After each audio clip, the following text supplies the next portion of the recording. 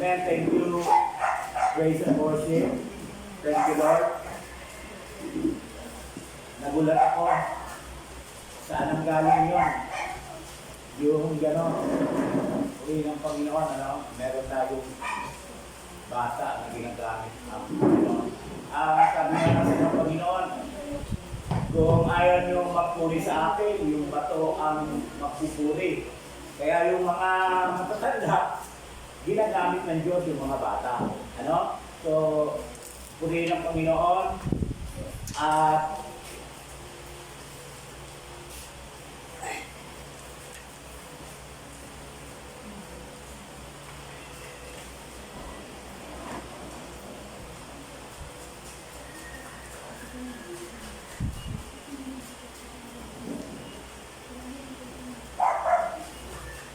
so, purihin ng Panginoon sa umagang ito. sa mensahe ng Panginoon ay ito yung oras na tayo ay makikinig at paglabas natin dito, masasabi lamang natin na napakinggan natin ang salita ng Panginoon. Kung paglabas natin dito, ito ay ating gagawin. Pero kung hindi natin ito gagawin, sayang lang yung tinatawag na pakikinig. Kasi ang gusto ng Diyos sa atin, hindi lamang tayo nakikinig, kundi ito ay ating isinasagawa. Alam niyo ba, mga kapatid, kung anong mensahe ng Panginoon ngayon? Ang mensahe ng Panginoon ay isang tanong. Pakinggan natin itong isang tanong. Ibig sabihin, isang bagay lang. Isang bagay lang ang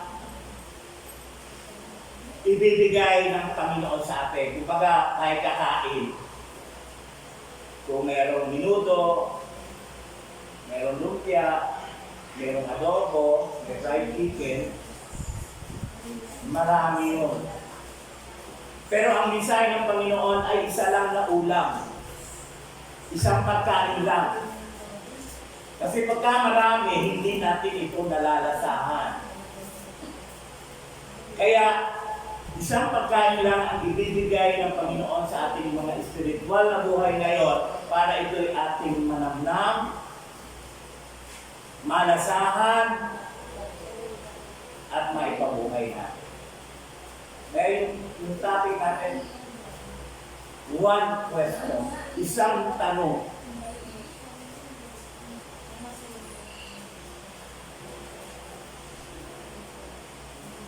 Binasa po kanina, babasahin muna natin ulit, pakitingnan po natin sa monitor. Sabi po dito, na dumating si Jesus mula sa lupain ng Cesarea ng Pilipos. Tinanong niya ang kanyang mga alagad, sino raw ang anak ng tao ayon sa mga tao. Ang sabi po ng ilan ay si Juan Bautista kayo, sabi naman ng iba si Elias kayo, at may nagsabi pang si Jeremias kayo o isang propeta. Sa verse 15 to 17, kayo naman, ano ang sabi ninyo?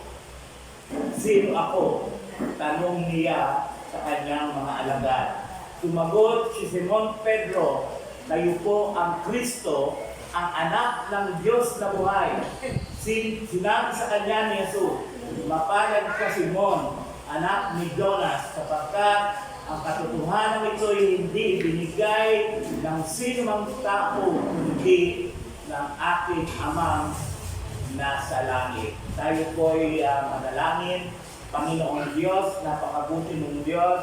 Ikaw ang tumawag sa amin, ikaw ang pumili sa amin, at ikaw din ang dahilan kung bakit kami narito ngayon upang ikaw ay aming purihin, sambahin, at makinig ng iyong aral, Panginoon. Dalangin po namin na ang aral mo sa umaga nito ay maging pagkain ng aming mga kaluluwa at maging gabay namin sa araw-araw na aming pamumuhay. Sa ilang magpapuri, kalong pasalamat, in Jesus' name, Amen. Amen. So, ang isa ng Panginoon ay isang tanong. Yan, nakakadulong sa mga bata. Ang buhay natin ngayon, mga kapatid, yung buhay natin ngayon. Alam ko marami sa inyo nagtatanong. Maraming nagtatanong sa buhay natin. Ano kaya yung tanong nito sa Panginoon? Kailan ka huling nagtanong sa Panginoon? Alam nyo, dumaan sa buhay ko, nagtatanong ako sa Panginoon. Nung wala pa ako sa Panginoon, ang tanong ko, bakit meron palang mayaman, meron palang mahirap, bakit ako ipinanganak sa mahirap? Hindi ba pwedeng doon ako ipinanganak sa mayaman? Pero ang tanong, ang sagot ng Panginoon, anuman ang pinagmulan mo, anuman ang buhay mo, ang lahat ng iyan, alam ng Panginoon at nakaplano sa Panginoon. Alam ng Panginoon kung sino yung nanay mo. Alam ng Panginoon sino yung magiging tatay mo. Alam ng Panginoon kung ano ang aabutin mo. Kung ikaw ay magiging doktor, magiging engineer, magiging palaboy, alam ng Panginoon yan. Ngunit, pwede niya tayong bigyan ng maayos na pamumuhay. Tandaan po natin yan. At yung kung ano tayo ngayon, maaaring tanongin natin sarili natin na baka ito ay resulta lamang ng katigasan ng ating mga ulo. Pero hindi yun. Minsan nagtatanong tayo, Lord, bakit gano'n? Lord, bakit ganito? Parang unfair sa Diyos. Parang lagi na lang siya ang tumatanggap ng tanong. Hindi ba pwedeng ang Panginoon naman ang magtanong sa atin? At doon ko focus yung mensahe ng Panginoon sa umaga nito, doon mapofocus na sa pagkakataong stop questioning the Lord and let the Lord, allow the Lord, payagan mo ang Panginoon na magtanong sa iyo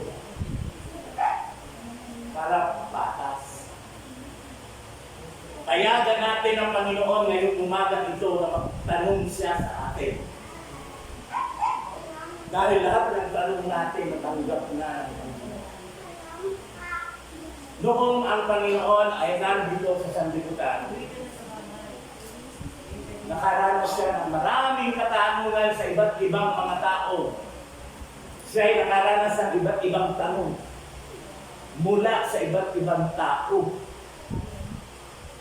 At magbibigay ako ng halimbawa. Ilan lang ito sa mga nagtanong sa Panginoon. Pero ang buhay ng Panginoon, wala nang ginawa ang mga tao kundi siya tanungin. Tanungin. Sinasagot ng Panginoon ang kanilang mga tanong, ngunit hindi naman sila sumusunod sa Panginoon. Ang tanong mula sa mga hindi mananampalataya. Mula sa hindi mananampalataya, ang Panginoon ay nakatanggap ng isang katanungan na kung paano ba ang isang tao ay maliligtas.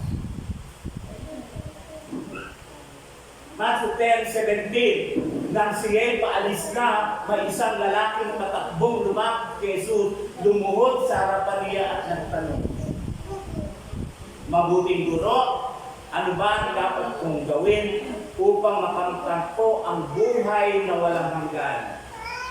Sumagot si Jesus, "Bakit mo ako tinatawag na mabuti? Walang walang mabuti kundi ang Diyos lamang. Alam mo ang utos ng Diyos.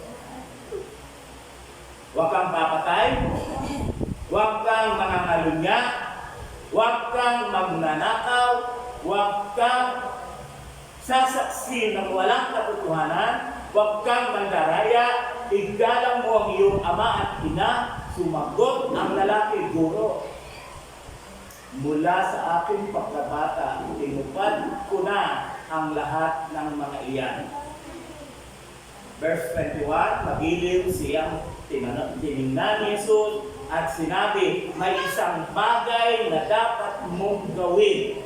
Ipagbili mo ang iyong mga ari-arian at ipamigay mo sa mga mahihirap at makakaroon ka ng kayamanan sa langit. Sapagkat pagkatapos bumalik ka at sumunod ka sa akin. Nang marinig ito ng lalaki, siya ay naglumo at malungkot na umalis sapagkat siya ay lubhang napakayaman.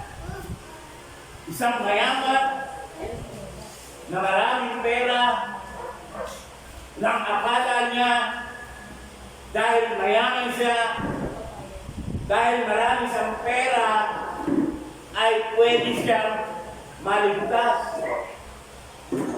Para makasigurado siya na tama ang kanyang iniisip, itinanong niya ito kay Jesus. Ngunit ipinakita ng Panginoon sa mayaman, mali ang inaakala mo. Hindi ka maliligtas ng dahil sa iyong kayamanan. Kaya sabi ng Panginoon, ibenta mo lahat ang kayamanan mo at ipamigay mo sa mga mahihirap, bumalik ka at sumunod sa akin. Alam mo ginawa ng mayaman? Tumalikod. Ganun ba? Parang ganito. Ganun ba, Lord? I don't care. Malis na. Hindi na bumalik sa Panginoon para sumunod sa Panginoon. Ang tanong ngayon ng mayaman ay isang tanong na gusto niyang malinawan yung kanyang pinaniniwalaan at pinaninindigan na yung ba ay makapagdadala sa kanya sa langit. Ngunit ang sagot, malayo ang sagot ng Panginoon at malinaw ang sagot ng Panginoon, hindi ka madadala ng kayamanan mo sa langit. Another thing, ito ay tanong na nagmula sa punong saserdote o sa pare, sa mga pare at sa mga pinuno ng bayan nung panahon na yun. Pero ngayon, merong mga pare, mga lingkod ng simbahan at yung mga pinuno ng bayan sa ngayon, yan yung mga nasa City Hall. Yung mga mayor, mga konsehal, yan. Sila yan. Dahil wala silang pananampalataya sa Panginoon, nagtanong din sila sa Panginoon. Matthew 21:23. Sorry, hindi ko na-edit yung 17. O bakit nawala? Hindi.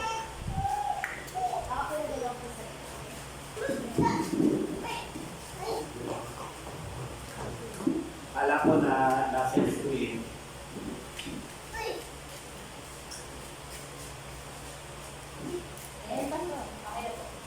Kaya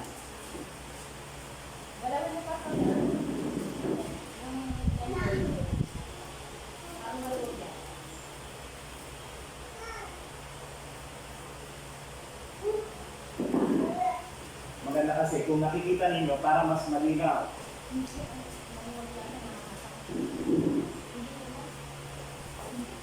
Yun siya ano? Yan, amin mo. Yan. Hindi, mabuhay.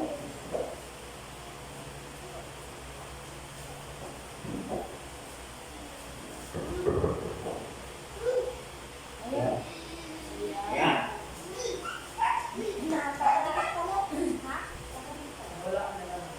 Ayan. Tanong ng isang pare. Nawala na naman siya.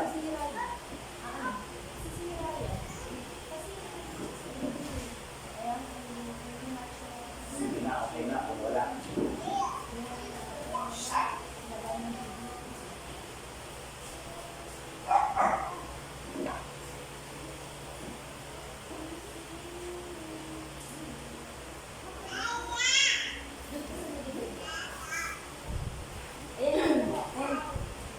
Okay na po.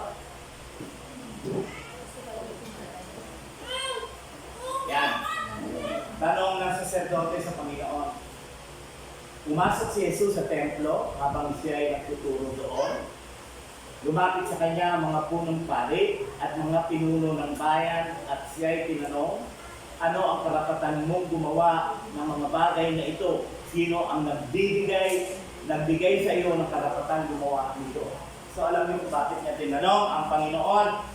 Ang akala ng mga pari, akala ng mga pinuno ng bayan,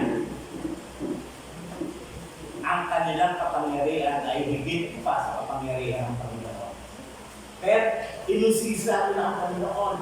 Kung baga ganito, pumasok ka sa bayan namin, sino ang may sabi sa iyo na mangaral ka dito? Kung meron bang gusto malaman ng mga bayan namin, ng mga tao namin, dapat kami ang magtutulong sa kanila, hindi ikaw. Pati yung pangyarihan ng Diyos, tinanong ng mga taong walang pananampalataya sa Kanya. At sabi niya sa ibaba, ito ay isang tanong tungkol sa kapangyarihan ni Jesus. Kung kapakinggan natin ito isa-isa, pagdating dun sa mamaya, yung para sa atin, doon natin makikita yung sinasabi ng Panginoon na isang tanong. Isang guro, isang tagapagturo ng kautusan, si Nicodemo. Alam niyo yung kasaysayan ni Nicodemo, isang gabi pumunta siya sa Panginoon, siya din ay nagtanong sa Panginoon. Ang tanong ni Nicodemo ay upang alamin kung si Jesus ba ay tunay na nakakahigit kaysa sa Kanya. Tingnan natin, may isang Pariseo na nangalang Nicodemo na pinuno ng mga Hudyo. Isang gabi pumunta siya kay Jesus at sinabi, Rabay, nalalaman po namin kayo'y isang tagapagturo mula sa Diyos, sapagkat walang makagagawa ng mga himalang ginagawa ninyo kung wala sa inyo ang Diyos. Ikinukumpara ni Nicodemo ang Panginoon sa kanya kasi siya dalubhasa siya sa kautusan. Alam na lahat ang kautusan. Ngunit parang very something na pagkakaiba sa Panginoon. Ang Panginoon ay gumagawa ng himala. Ngunit siya ay hindi. Kaya sinabi niya, nalalaman namin na galing ka sa Diyos. Nakasama mo ang Diyos. Ikaw ay sumasa Diyos. Kaya nagagawa mo yan. Dahil walang makagagawa ng himala. Maliban kung siya ay galing sa Diyos. Tatlong tanong lang yung binigay sa atin ng Panginoon mula sa mga hindi mananampalataya. Ngayon, ang mananampalataya naman, ang alagad naman, nagtanong din sila sa Panginoon. Mga tanong mula sa mga mananampalataya o sa mga alagad. Si Thomas. Alam niyo si Thomas? Si Thomas, nananampalataya siya sa Panginoon, pero ang kanyang pananampalataya marahil kalupanan din ang pananampalataya natin. Yung tinatawag na to see is to believe. Si Thomas, bago siya manampalataya, sakalang kailangan makita niya muna bago niya paniwalaan. Yan si Thomas. Kaya ng panahon na buhay na magmuli ang Panginoon, ibinalita nila kay Thomas, Thomas, nabuhay ng ating Panginoon. Katunayan, nagpakita siya sa amin. Hindi naniwala si Thomas. Sabi ni Thomas, hanggat hindi ko na ipapasok yung daliri ko sa butas ng kamay ng Panginoon, hindi ako maniniwala. Hanggat hindi ko na ipapasok ang aking daliri sa sugat ng Panginoon sa kanyang tagiliran, hindi ako maniniwala. Kaya nagpakita ang Panginoon kay Thomas. Nung nakita niya si Thomas, nung nakita ni Thomas ang Panginoon, lumuhod siya, sinabi niya, Panginoon ko at Diyos ko. Doon lang sila naniwala. Kasi si Thomas, to see is to believe. Pero alagad siya ng Panginoon. Hanggang ngayon, may mga Kristiyano, to see is to believe. Hanggat hindi ko nakikita nagbabago si sister, hindi ako maniniwala. Hanggat hindi ko nakita si sister na naging mabait, hindi ako naniniwala na siya nga ay Kristiyano. Ganyan tayo. Kaya sinabi sa kanya ni Thomas, nagtanong siya sa Panginoon, Panginoon, hindi po namin alam kung saan ako kayo pupunta. Paano namin malalaman ang daan? So, kasi sinasabi ng Panginoon sa kanya na siya'y aakyat sa langit, siya'y pupunta doon sa kanyang talagang pwesto. Sabi ni Thomas, paano namin malalaman ang daan hindi nga namin alam na kung saan ka pupunta? Para bang sinasabi ni Thomas, Panginoon, dalhin mo muna kami doon sa pupuntahan mo at pag nandoon na kami, saka namin malalaman ang daan. Kaya sagot ng Panginoon, alam mo yung John 14:6, di ba? O ang katotohanan, ako ang buhay, ako ang daan. Sabi ng Panginoon, yun yung kanilang pag-uusap ni Thomas nung siya ay tinanong ni Thomas.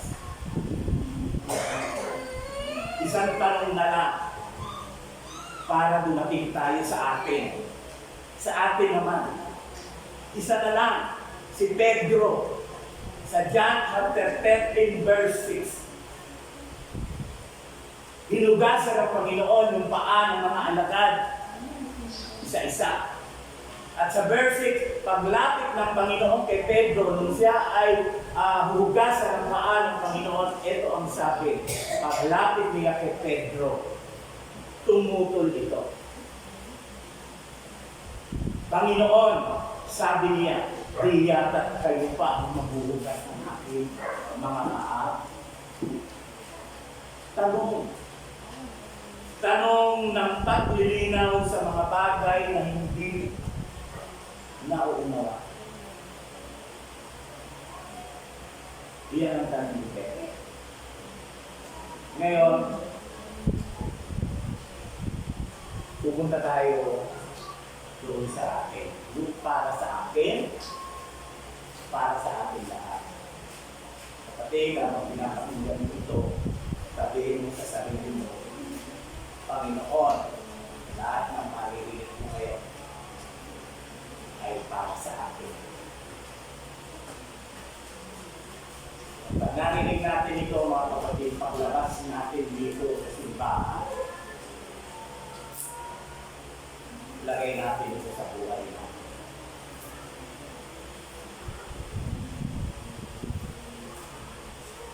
Ang tanong ni Jesus para sa kanyang mga alagad, sa mga Kristiyano, sa atin.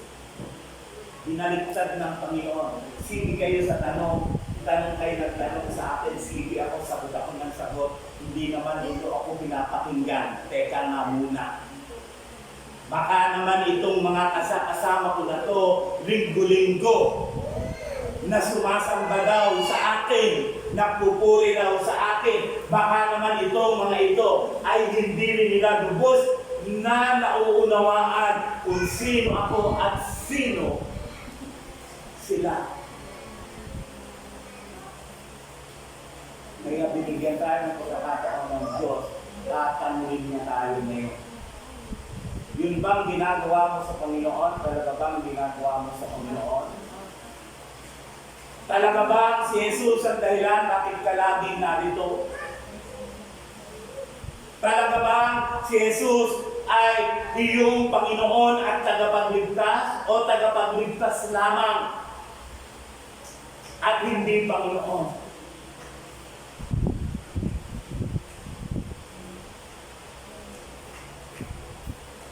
Sino raw ako ayon sa mga tao? Sabi ng Panginoon. Tinatanong ka. Sino raw ako ayon sa kapitbahay mo? Sino raw ako ayon sa mga kaibigan mo? Panginoon, sabi ko nung kapitbahay namin na IMC, isa ka lang daw tao. Panginoon, sabi ng mga kakilala ko, ikaw daw ay nagdadala lang ng ibang relihiyon.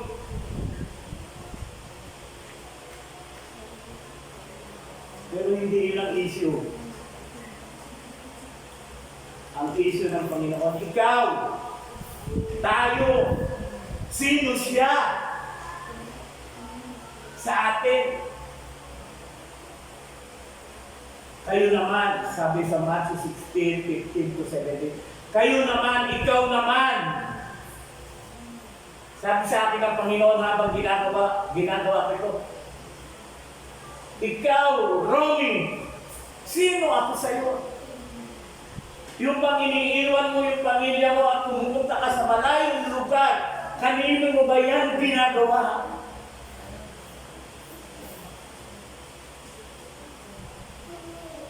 Ginagawa mo ba yan sa akin? Ginagawa mo ba yan o dahil gusto mo purihin ka ng mga tao, hangaan ka ng mga tao? Yung tanong na yun ang kailangan mabigyan natin ng sagot. Bigyan natin ng sagot. Dahil sa araw harap tayo sa Diyos. Lahat. Hahanapin ng Diyos ng lahat na sinabi niya sa atin kung ginawa natin o hindi. Sabi niya, sumagot si Simon Pedro, kayo po ang Kristo, anak ng Diyos na buhay. Sinabi sa kanya ni Jesus, mapalad ka, Simon Pedro, sapagkat ang katotohanan ito hindi binigay ng sinumang tao, kundi ng Amang nasa langit. Tinanggap natin ang Panginoon bilang Lord and Savior. Totoo ba? Tagapagligtas. Niligtas na tayo sa tiyak na kamatayan, kabahamakan sa impyerno. Binigay niya kanyang sarili, mamatay sa krus para tayo ay magkaroon ng kaligtasan. Para ang Panginoong Hesus ay maging tagapagligtas natin, tinanggap natin yan sa ating puso, nanampalataya tayo sa Panginoon. Kaya sa tuwing tayo mayroong problema, sa tuwing tayo may pinagdaraanan, kapag lumalapit tayo sa Panginoon, inililigtas niya tayo, itinatawid niya tayo sa lahat ng problema. Pinagtatanggay niya tayo sa lahat ng bagay. At anumang bagay ang hindi natin sa Panginoon, ito'y pinagkakaloob niya sapagkat siya yung ating nakapagligtas. Iniligtas niya tayo patungong impyerno, iniligtas niya tayo para hindi tayo magutom, nililigtas niya tayo para tayo ay mabuhay ng masaya. Ang tanong, tinanggap mo ba siya bilang Panginoon? Amen? Tinanggap mo ba ang Panginoon? Tinanggap ba natin si Kristo bilang Panginoon? Amen. Ang salitang Panginoon ay kinakailangan na siya'y ating paglilingkuran. Alam nyo, ibig sabihin, nung tinanggap mo si Jesus bilang Panginoon sa sarili na kapagita. Alam niyo ba yun? Sa simpleng sagot at sa simpleng paliwanag na maintindihan na natin lahat. Alam niyo ba kung ano ibig sabihin nun? Nung tinanggap natin si Kristo bilang Lord and Savior, naging tayo. Kala ba, Lord, tayo na? Yung lalaki, pagka binigyan ng babae ng assurance na siya ay sinagot na, oo, tayo. Talaga, tayo na, yes!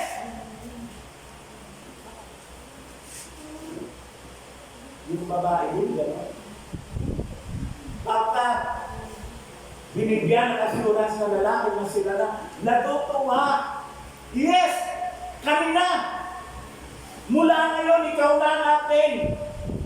Susundin. Lahat ng gusto mo, susundin ko. Hindi ko kailangan sumuway sa iyo para mapanatili na matibay ang relasyon natin. Ganon din sa Panginoon. Nung tinanggap natin ang Panginoon bilang Lord and Savior, sabihin mo sa Panginoon, talaga lang, Lord, tayo na. Yes! Tayo na with the Lord. Siya na yung Panginoon. Siya na yung susundin. Kahit isang damakmak ang labahin, susundin ang Panginoon. Kahit maraming bisitang darating, susundin mo ang Panginoon. Dahil siya ay Panginoon. Maglilingkuran. Sabi ng Biblia, serve the Lord with gladness. Natutuwa ka ba? Nagagala ka ba sa ginagawa mo sa Panginoon?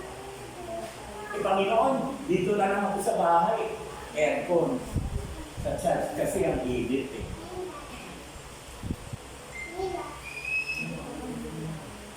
Pag sinabi ng iyong boyfriend, sa Sunday, magkita tayo at 8:30 sa harap ng SM Baliwa. Excited ka kasi magkikita kayo eh. 8:30 kayo magkikita. Wala pang alas 8. Alas 8, nandun ka na. Naghihintay ka. Ayaw mo mali. Baka mauna siyang dumating, ay iwanan ka. Pero sa Panginoon, mga kapatid, sabi ko nga, come on, focus. Sipin natin. Sa church, ang gawain, alas 9:30. Ang ating inimig sa church ay ang ating Panginoon. Ang Panginoon ng mga Panginoon, ang Hari ng mga Hari. Alas 9:30. Anong oras? Paghihintay natin si Lord o tayo ang maghihintay kay Lord?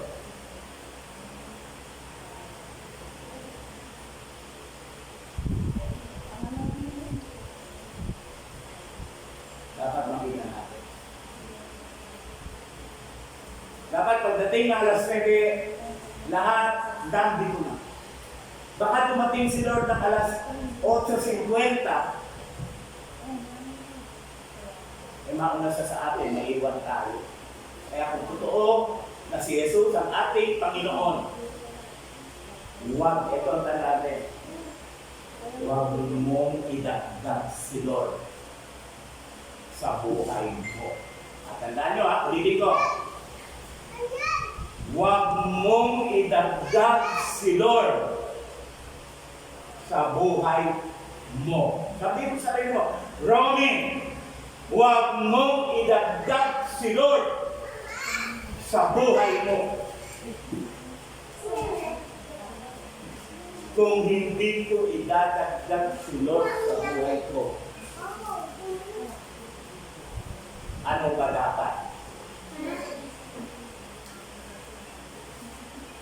Gawin mong number 1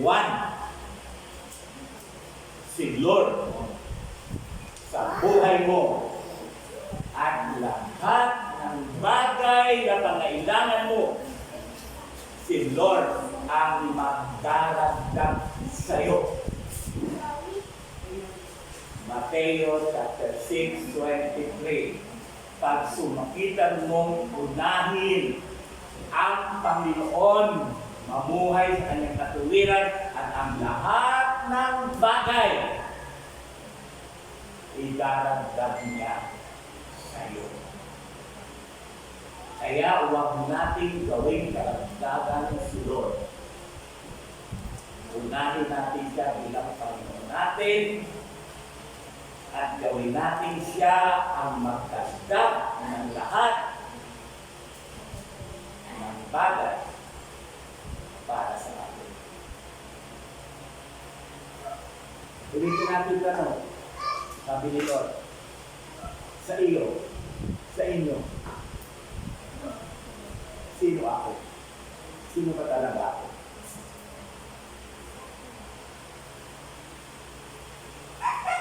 Kung si Lord ang Panginoon natin, Sabado pa lang ng gabi.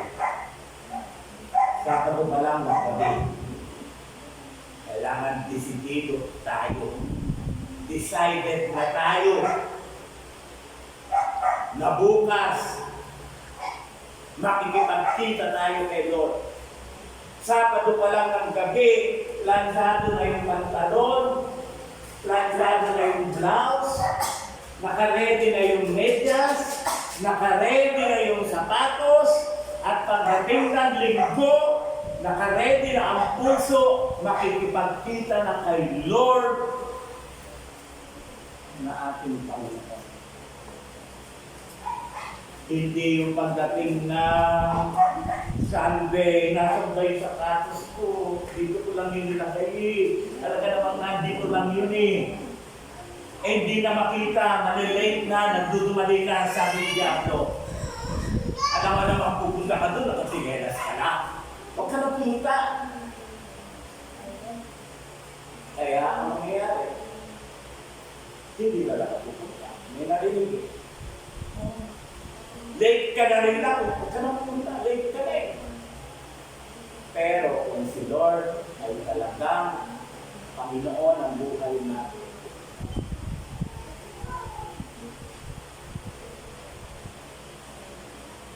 paglilingkuran natin siya ng totoo. Meron akong pamangkin, Lia. Ito, Romy, gusto kong sumimba tuwing linggo. Kaya lang yung aking asawa, sabi, pag ipinilit ko daw yung gusto ko at nagpunta ako sa church na yung pagbalik ko, bubugbugin daw niya ako. Alam niyo, sabi ko doon sa pamangkin ko, anak, ang asawa, may kapangyarihan ng Diyos na pwede siyang manatili sa iyo, pwedeng mawala. Pero ang relasyon mo sa Diyos, kapag ito ay unti-unting nawala, mawawala ka. Palagay mo ba, anak? Pag inuna mo si Lord, nagsimba ka, palagay mo ba, papayag si Lord na matapos mo siyang purihin, matapos mo siyang sambahin, pag uwi mo ng bahay, papayag ba si Lord na bubugbugin ka lang? Baka siya ang bubugbugin ng Panginoon. Minsan gano'n, ayaw natin. Ito yung asawa ko. Minsan, yan ginagamit yung kaaway ang asawa at saka yung commitment ko sa nung araw, yung misis ko, kontra yan. Hindi pa sa mga ng palatay. Kasi ako halos pagdating na linggo, sa church na ako hanggang hapon. Sabi ng misis ko, magpaksal na kaya kayo ng pastor. Pag napunta ka ng church, nakakalimutan mo na may problema, may pamilya ka. Palaging gano'n. Alam mo, once and for all, hindi ako na ultimato yung asawa ko. Alam mo, sabi ko, pag narinig ko sa Diyos na ikaw ay iiwan ko sa ayaw at sa gusto mo, iiwan kita para kay Lord. Tangin mo yan sa isip at puso. Hanggang hindi, nahimik mo. Hanggang sa siya ay tumanggap na rin sa Panginoon bilang Lord. Kung talagang si Lord ay ating Panginoon, panindigan natin. Panindigan natin na si Lord talaga ang Lord of Lord. Siya talaga ang priority ng buhay natin.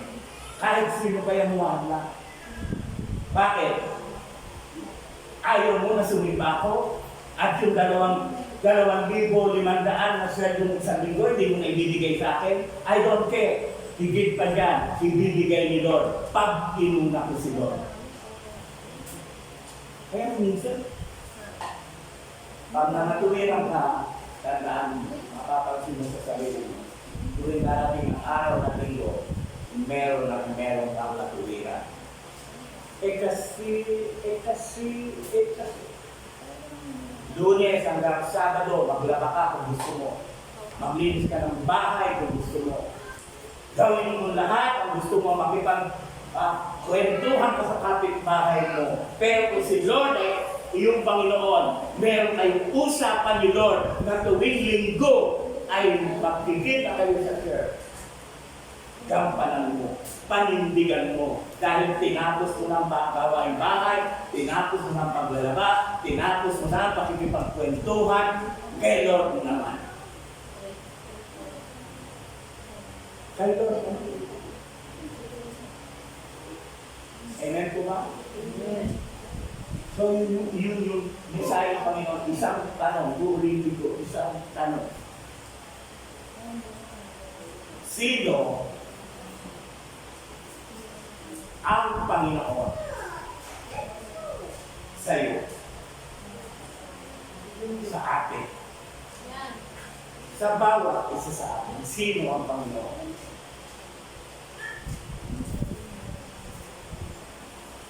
At ang ating pagtatapos, mensahe ng Panginoon, Mateo 6:33. Pag sumakitan mo, pagkariyan ka ng Diyos, at mabuhay sa kanyang katuwiran at lahat ng bagay na kailangan mo, idaragdag niya sa'yo.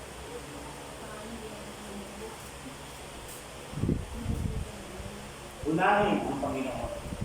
Huwag siyang gawing option